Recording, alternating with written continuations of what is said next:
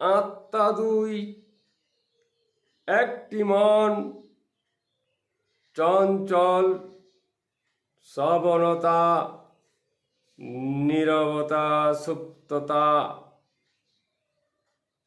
করে আনচান। কবি মনে নিস্তব্ধ, আত্মার গমন, প্রথমে মন,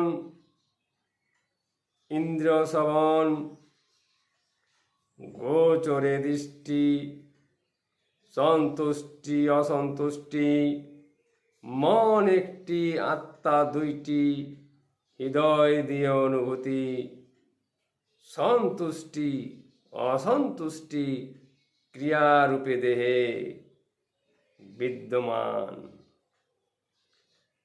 মন সচিলে অনুভূতি, সুপ্ত ভুলি প্রকাশ রূপে উঁকি মারে দৃষ্টি, সুপ্ত ভঙ্গ মনের সঙ্গ, দূরে একটি আত্মার অঙ্গ, অবস্থানে ভঙ্গ।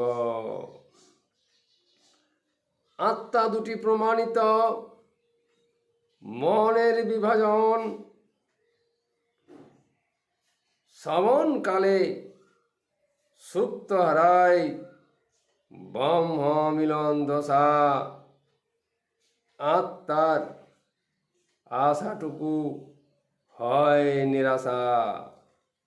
ব্রহ্মের কুল সুপ্ত, মন করে ভঙ্গ।